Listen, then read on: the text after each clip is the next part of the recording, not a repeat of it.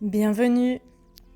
Je voudrais vous partager l'idée aujourd'hui que si on a vraiment envie d'entrer en relation avec les autres, pas en relation basique, pas en relation neutre, vraiment sentir la connexion avec l'autre personne, on a besoin de pouvoir se montrer tel que nous sommes sous tous nos costumes de survie, sous tous nos masques, sous tous nos comportements adaptés, sous tous nos comportements sacrificiels, celui ou celle qui se rend indispensable à l'autre pour ne pas être rejeté, par exemple, celui ou celle qui met un masque de l'humoristique permanent.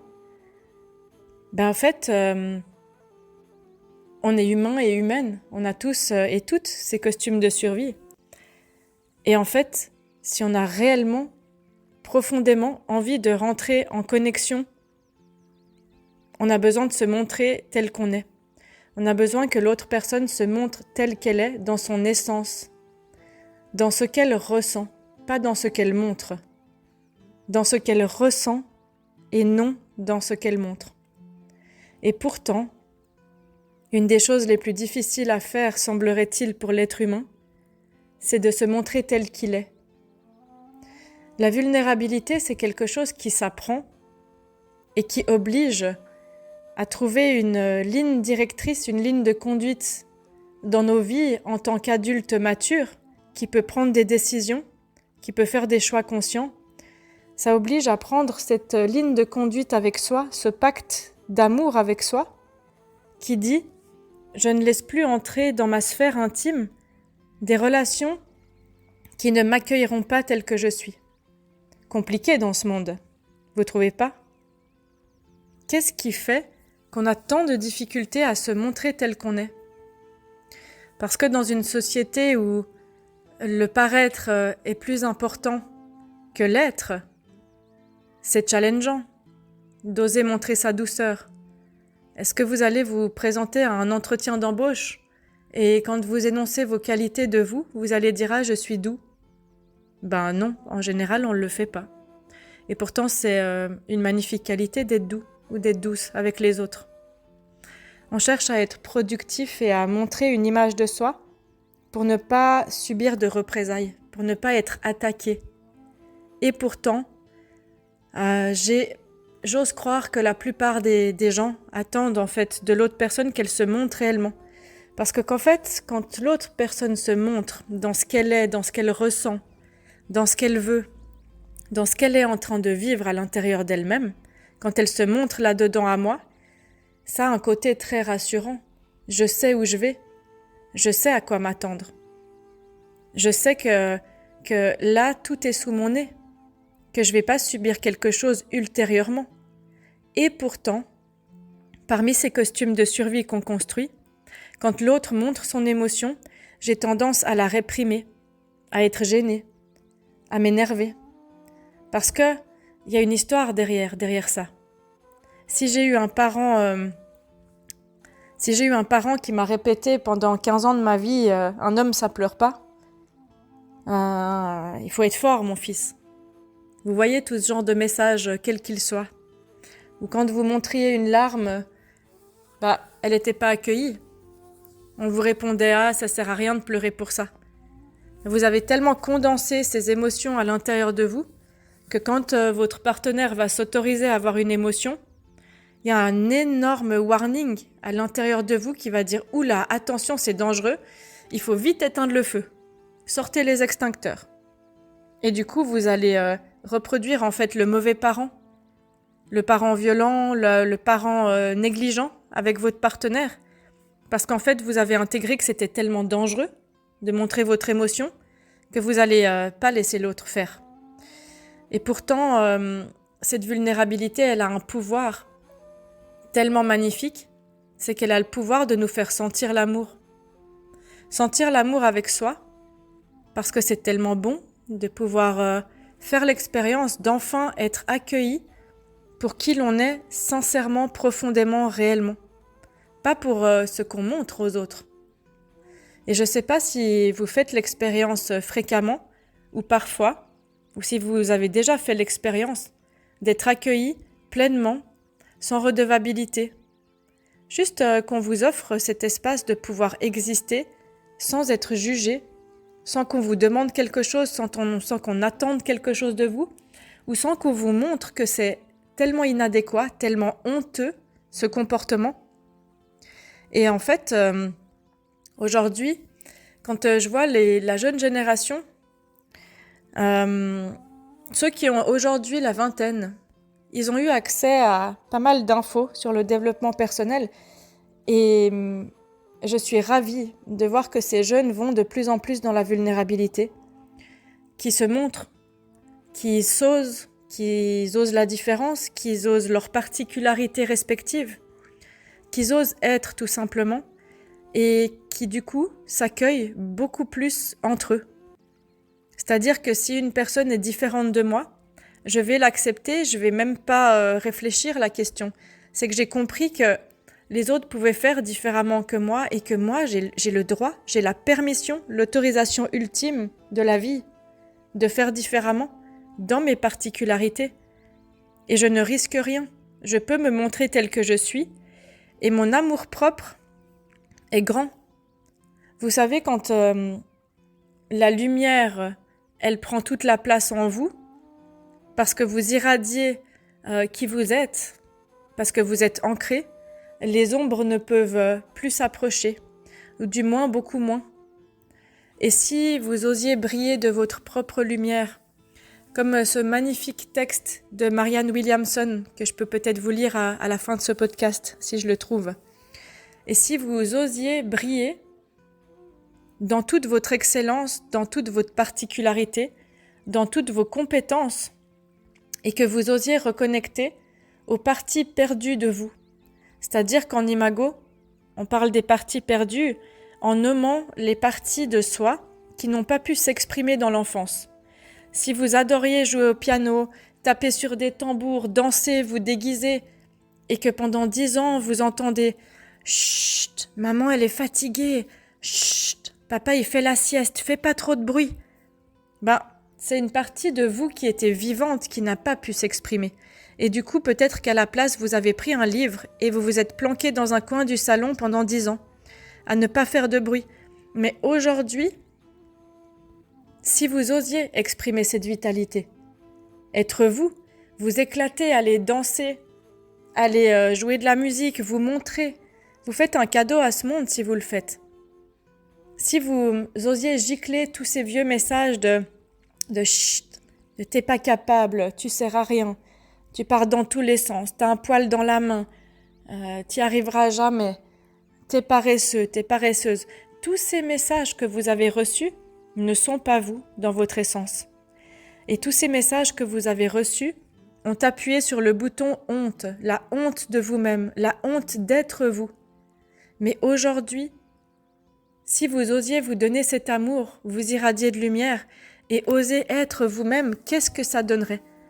Quel cadeau vous vous feriez et quel cadeau vous feriez au monde d'oser être vous, dans toute votre singularité, dans toute votre complexité et dans toute votre simplicité aussi. La honte, elle est catastrophique, la construction de la honte. Elle fait des énormes dégâts et elle empêche de créer une connexion profonde.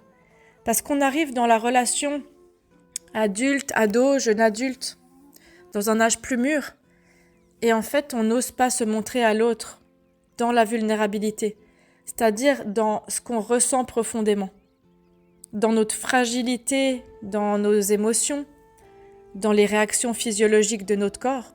On est sans arrêt en train de porter des masques, de mettre des costumes de survie pour se montrer au monde. Et moi, je ne vous parle pas de la sincérité, ni de l'honnêteté. Être honnête, être sincère, c'est beau, c'est grand, mais parfois on peut être honnête et sincère sans se laisser toucher. Dans la vulnérabilité, il y a une part où je fais une descente à l'intérieur de moi, je me laisse toucher, je me laisse sortir l'émotion au grand jour, je la laisse émerger et ensuite je la montre à l'autre. Donc, il y a une composante qui est physiologique dans la vulnérabilité. Il y a une composante qui n'est pas seulement de rentrer avec mon cerveau en connexion avec l'autre. Une personne, elle peut vous raconter tout ce qu'elle vit à l'intérieur, mais ne pas se laisser toucher. Je peux vous donner un exemple tout de suite, qui est un exemple de sincérité de ma part, mais qui n'est pas un exemple de vulnérabilité. C'est-à-dire que moi, quand j'ai découvert l'imago, dans mon cerveau, j'avais la croyance que du coup, quand on rencontrait l'imago et qu'on commençait à pratiquer, on avait tout compris, on incarnait tout.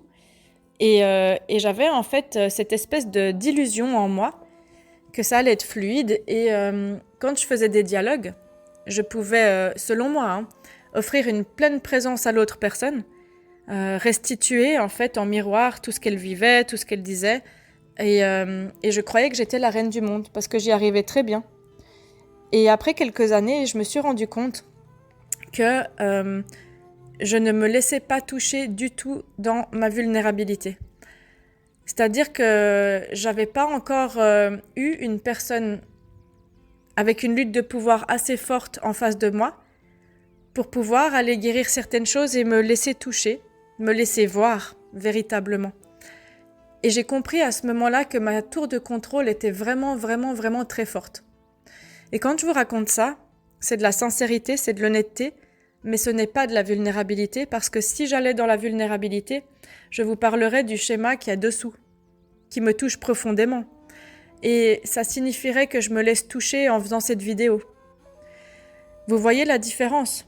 Donc on peut être très sincère, très honnête, mais la vulnérabilité, elle demande vraiment beaucoup, beaucoup de confiance, beaucoup de soins que vous pouvez sentir que l'autre personne met autour de vous.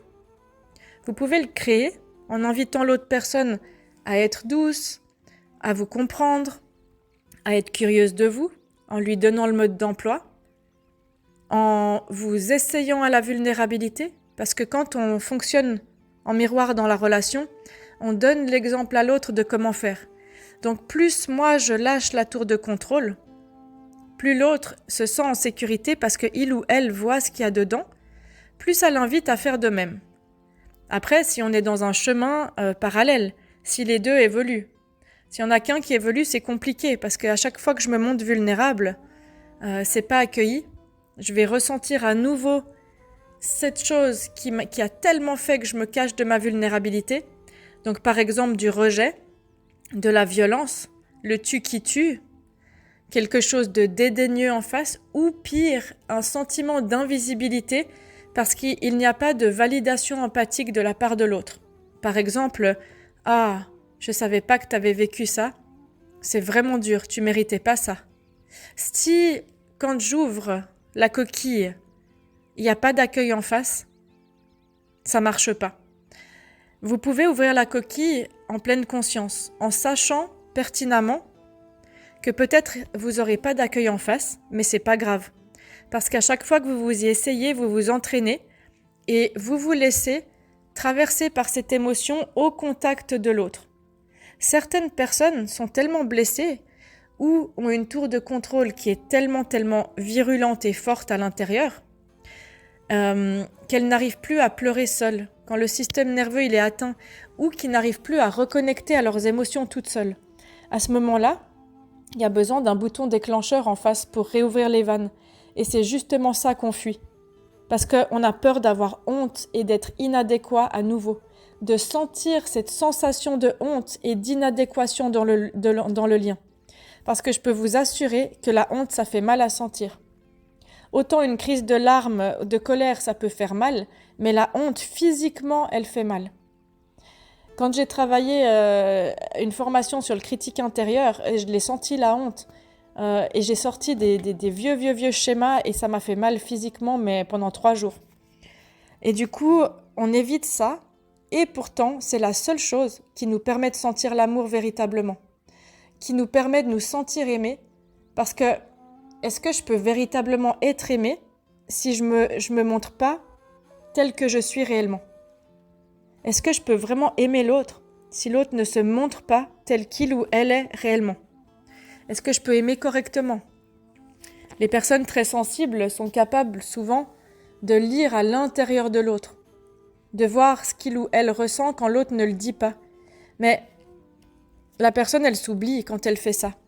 Elle est tout le temps en train de devoir rentrer dans les cellules de l'autre pour le ou la comprendre et voir son potentiel.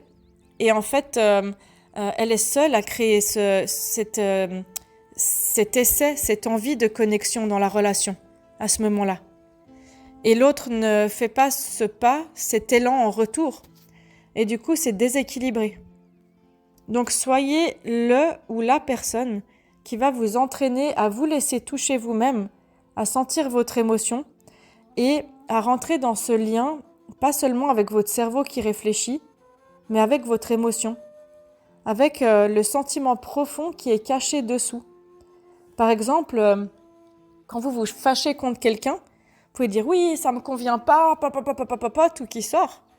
Mais si vous vous laissez toucher à ce moment-là, vous pouvez regarder l'autre personne, prendre le temps de respirer, de relâcher vos muscles, de sentir ce qui se passe à l'intérieur de vous, de ralentir, et là de dire « ce qui me touche, c'est… » Et là, vous allez la sentir. Vous allez la sentir, la vulnérabilité. Et au bout d'un moment, non seulement elle vous permet de sentir l'amour, d'être aimé, de sentir la connexion réelle dans la matière, mais elle vous permet de guérir. Elle vous permet de guérir de ce sentiment de honte. Elle vous permet de guérir du sentiment de culpabilité. Elle vous permet, tout simplement, d'aimer la vie, de vous aimer et d'aimer l'autre correctement et d'être aimé correctement. Alors, si vous souhaitez qu'on aille plus loin dans ces sujets-là, n'hésitez pas à me mettre en commentaire. Et si vous souhaitez explorer la vulnérabilité, contactez mes collègues Imago. On est dans beaucoup de pays dans le monde, que ce soit pour des stages de couple, des stages parents-enfants, des stages fratries, que ce soit de prendre une séance thérapeutique, un rendez-vous avec un ami ou une amie, ou votre partenaire pour tester l'approche. Si vous voulez une technique qui travaille avec la vulnérabilité et qui permet de vous aider avec tellement de délicatesse, de lenteur, d'amour, de présence, c'est la thérapie relationnelle Imago. Et parfois, ça prend du temps de lâcher la tour de contrôle. Parfois, on a besoin d'aide. Et ça œuvre en fait pour vous, pour la vie, pour votre guérison interne profonde. Et pour vos enfants, pour vos amis, pour toutes les personnes qui vous entourent. Alors, je vous invite vraiment à faire cette découverte et à découvrir votre propre vulnérabilité et de quel déclencheur vous avez besoin à l'intérieur de vous pour réussir à vous laisser toucher, pour réussir à enlever l'armure qui a été tellement rouillée pendant longtemps. Et une armure très rouillée, elle est très rigide. Alors, c'est important de déboulonner un petit boulon après l'autre, tout doucement, pour pas vous faire mal, pour pas vous sentir trop fragile quand vous arrivez dans le monde sans armure. Et n'essayez pas de faire exploser l'armure de votre partenaire trop vite. J'entends souvent en séance les personnes qui me disent « Oui, mais il ou elle montre pas ses émotions, il ou elle me parle jamais de son enfance. » Oui, parce que ces tours de contrôle, les barrières que vous avez mises, tous ces costumes de survie, ils vous ont été utiles. Ils ont été utiles à votre partenaire. Ça l'a protégé de ressentir de la douleur et de la souffrance pendant de nombreuses années. Et aujourd'hui, vous voudriez qu'il ou elle enlève tout pour vous, mais je vais vous dire quelque chose. C'est qu'à chaque fois que je regarde l'autre en lui disant « tu me montres pas tes émotions », je ne me laisse pas toucher non plus. Et à ce moment-là, quand vous êtes celui ou celle qui va tout le temps dire à l'autre personne de s'ouvrir, de travailler ses émotions, dites-vous qu'il y a quelque chose où c'est une projection. Vous avez besoin que l'autre s'ouvre pour vous aider, vous, à vous ouvrir. Alors, dans ce cas-là, si vous étiez la personne qui va faire le chemin en exemple, pour montrer un exemple de « regarde, je vais dans cette vulnérabilité, je lâche le contrôle ». Et je t'invite à faire de même dans la douceur. Regarde, je me laisse toucher, je me montre à toi. Si vous faites ça, l'autre personne, elle va se sentir en sécurité et elle aura beaucoup plus envie de s'ouvrir à vous et de se montrer, plutôt que d'entendre tout ce qu'elle fait pas juste. Parce que d'entendre ce qu'elle fait pas juste, ça la ramène à la honte, encore une fois. Ce que je vais faire, c'est que je vais vous lire ce très beau texte de Marianne Williamson que Nelson Mandela a repris aux élections présidentielles. Notre peur la plus profonde n'est pas que nous ne soyons pas à la hauteur. Notre peur la plus profonde est que nous soyons puissants au-delà de toute limite. C'est notre lumière et non nos ténèbres qui nous effraient le plus. Nous nous demandons « Qui suis-je pour être brillant, magnifique, talentueux et fabuleux ?» En fait, qui es-tu pour ne pas l'être? Tu es un enfant de Dieu. Te restreindre et te voir petit ne rend pas service au monde. Il n'y a rien de brillant à se diminuer afin que les autres ne puissent pas se sentir menacés autour de toi. Nous sommes tous nés pour briller, comme des enfants le font. Nous sommes nés pour rendre manifeste la gloire de Dieu qui est en nous. Elle n'est pas seulement chez certains d'entre nous, elle est en chacun de nous.